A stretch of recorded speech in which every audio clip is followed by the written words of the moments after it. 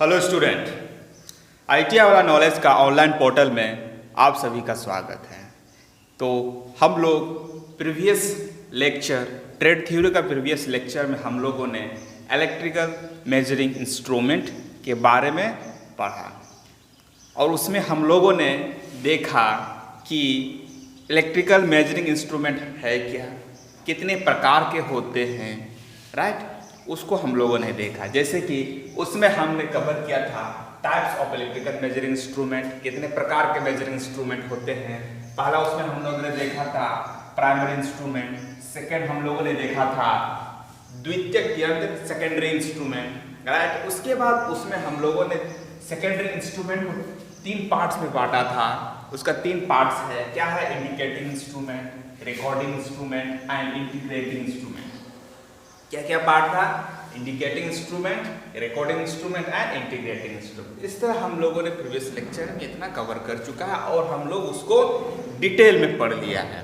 तो आज हम लोग पढ़ने जा रहे हैं force acting in indicating instrument. Indicating instrument में कौन कौन से फोर्स एक्टिंग होती है, अपना फोर्स लगते हैं, उनके बारे में आज हम लोग पढ़ेंगे, राइट। तो चलिए शुरू करते हैं। तो अभी देखते हैं हम लोग force acting in indicating instrument. कौन कौन से forces acting on indicating instrument, right. कौन कौन से फोर्स इसमें एक्ट होता है, काम करते हैं, उसको हम लोग समझेंगे। सबसे पहला है डिफ्लेक्टिंग टॉर्क। क्या है? Deflecting torque, deflecting torque, right. इसको हम लोग हिंदी में बोलते हैं विक्षेपक टॉर्क।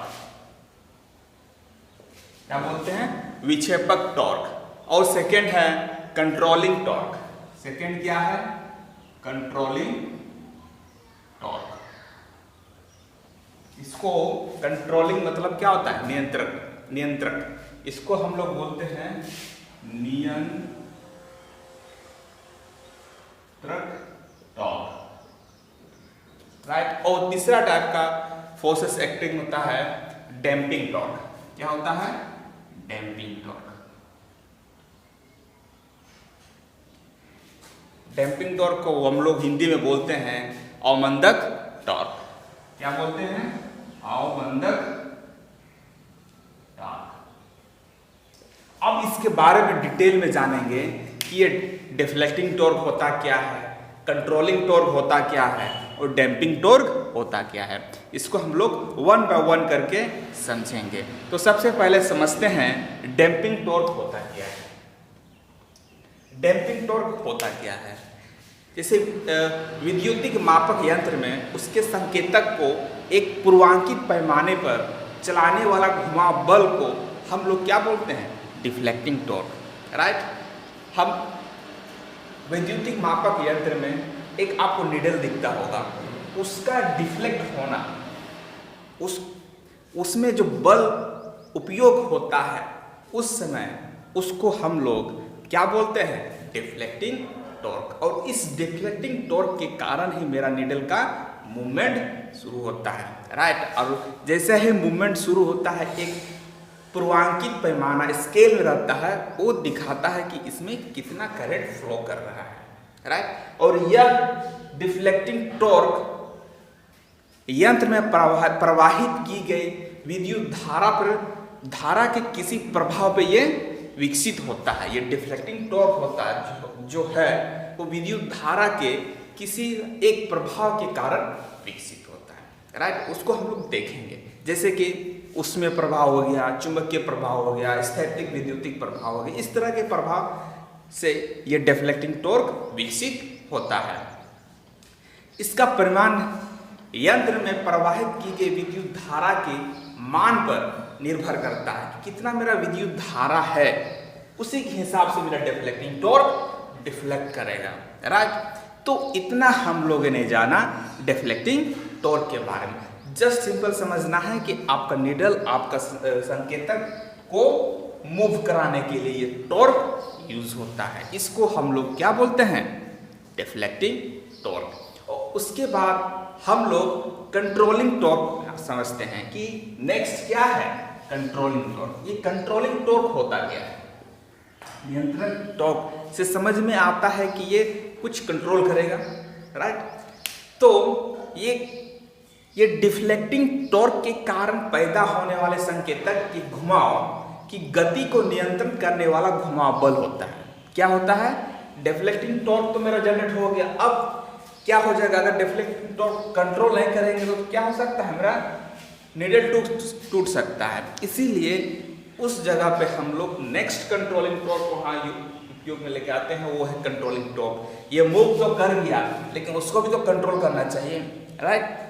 उसलिए उसको कंट्रोल करने के लिए डिफ्लेक्टिंग टॉर्क के कारण पैदा होने वाले संकेतक में घुमाव की गति को नियंत्रण करने के लिए हम लोग एक बल यूज करते हैं, उसको हम लोग बोलते हैं कंट्रोलिंग टॉर्क। मापक यंत्र में कंट्रोलिंग टॉर्क को विकसित करने के लिए दो प्रणाली अपनाई जाती है। पहला है स्प्रिंग कंट्रोल मेथड। क्या है? Spring control method. और दूसरा है ग्रेविटी कंट्रोल मेथड। क्या है? Gravity control method, right? इस दो मेथड से हम लोग नियंत्रण टॉर्क को विकसित करते हैं, राइट? अब हम लोग देखेंगे spring control system, right? Spring नियंत्रक प्रणाली में देखेंगे किस तरह फंक्शन करता है, स्प्रिंग कंट्रोल सिस्टम कैसे कंट्रोल होता है, इसको अभी हम लोग समझेंगे। तो इसमें घूमने वाले भाग में, स्प्रिंग कंट्रोल मेथड में घूमने वाला जो भाग है उसमें हम लोग दो बाल कमानी लगाए जाते हैं। बाल कमानी मतलब कि हेयर स्प्रिंग, सिंपल स्प्रिंग समझ सकते हैं, राइट? हेयर स्प्रिंग लगाए जाते हैं, राइट? तो जहाँ घूमने वाला है तो घूरे के घूमने से एक बल कमानी कसती है और दूसरी खुलती है। क्या होता है? घूरे के घूमने से, स्पिंडल के घूमने से एक स्प्रिंग क्या हो जाता है? इसमें कितना हेयर स्प्रिंग यूज किया जाता है? दो। उसमें से जब भी ये पॉइंटर मूव करना शुरू करता है तो क्या होगा? स्पिंडल भी घूमेगा और स्पिंडल घूमने से क्या होगा? हेयर स्प्रिंग एक टाइट होगा और एक क्या होगा? लूज होगा, राइट?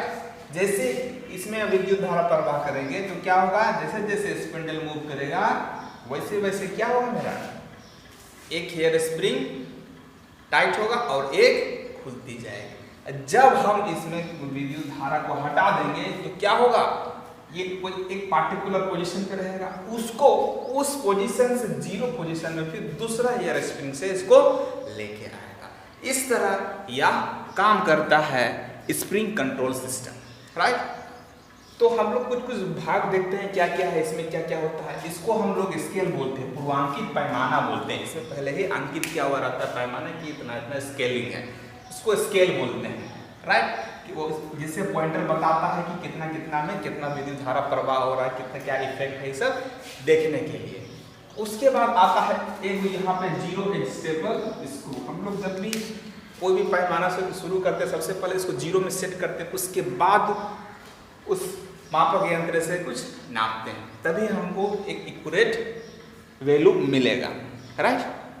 उसके बाद यहाँ पे हम पॉइंटर संकेतक जिसे हम लोग दर्शाता है, इसको पॉइंटर हम लोग संकेतक बोलते हैं, राइट? स्पिंडल घुर्रे जहाँ पे घूमता है, जैसे जैसे घुरा घूमता है जैसे जैसे मेरा पॉइंटर भी मूव करता है। और ये ज्वेल बेयरिंग, इसमें दो ज्वेल बेयरिंग रहता है, up side and down side, दो ज्वेल बेयरिंग रहता है जिसमें स्पिंडल मूव करता है। और यहाँ ये जो है हेयर स्प्रिंग है, इसमें दो हेयर स्प्रिंग रहता है। तो इस तरह अभी हम लोगों ने देखा स्प्रिंग कंट्रोल मेथड और इसका क्या भाग है, कैसे कैसे काम करता है, इसको हम लोगों ने समझा, राइट?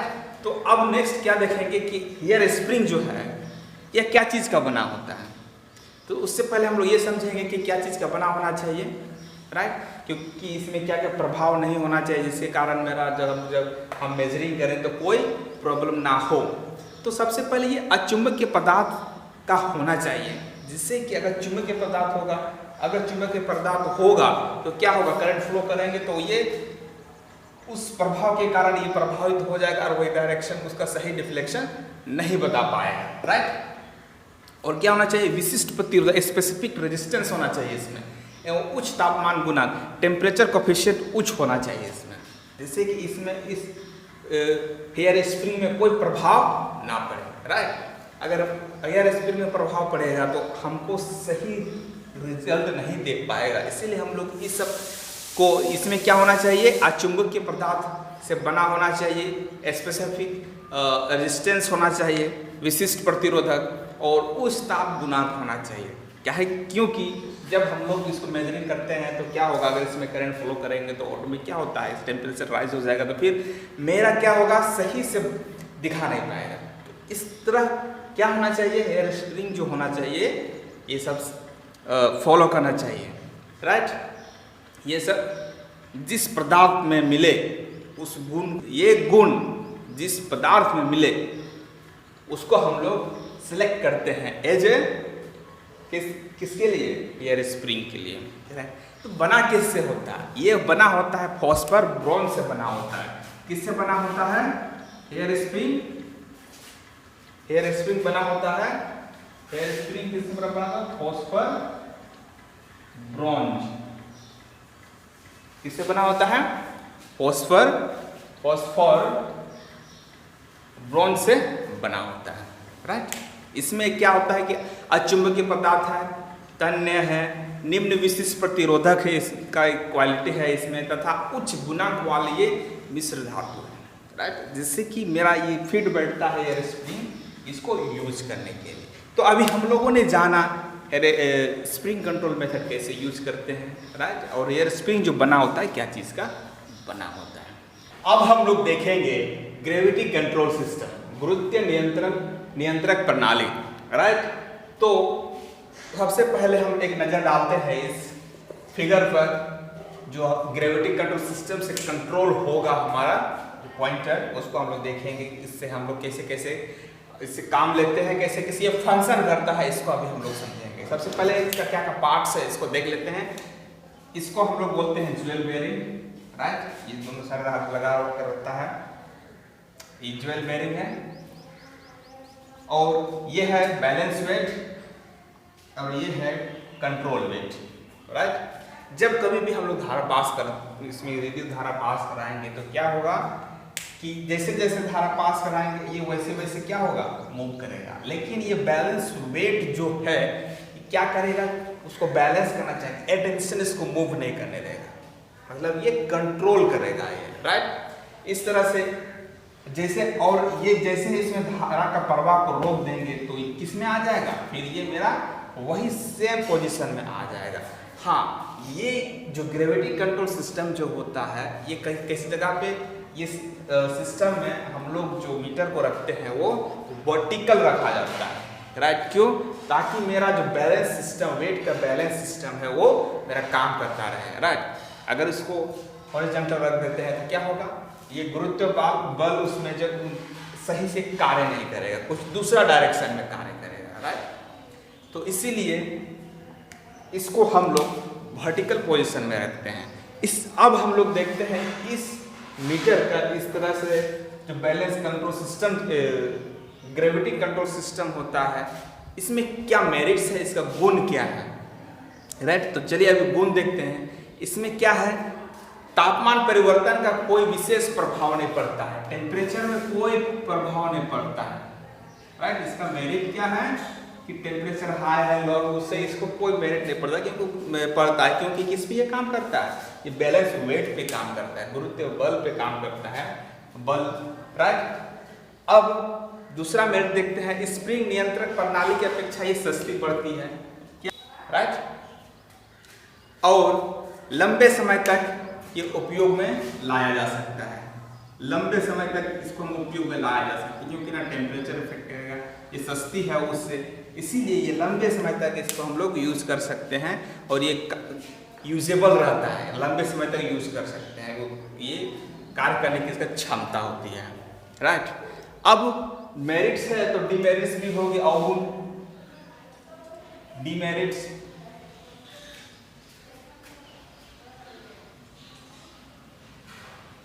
राइट। इसका अवगुण क्या है? जब इसको प्रयोग करेंगे हम लोग, तो प्रयोग करते समय हम लोग इसको वर्टिकल ही रखना पड़ता है। इसका मेन डिसएडवांटेज यही है कि वर्टिकल ही रखना पड़ेगा, तभी मेरा ये बैलेंस सिस्टम काम करेगा, अन्यथा ये काम नहीं करेगा। इस प्रणाली में आधारित, और सेकंड पॉइंट क्या है, इस प्रणाली में आधारित यंत्र का पैमाना जो होता है पूर्वतः क्या होता है, अनुपातिक नहीं होता है, प्रोपोर्शनली उतना नहीं होता है, राइट। तो इसका 2 डिमेरिट्स था, राइट। तो अभी हम लोगों ने जाना कि स्प्रिंग कंट्रोल सिस्टम और ग्रेविटी कंट्रोल सिस्टम कैसे काम करते हैं, उसका फंक्शन क्या है, राइट। तो चलिए आज के क्लास के लिए इतना ही।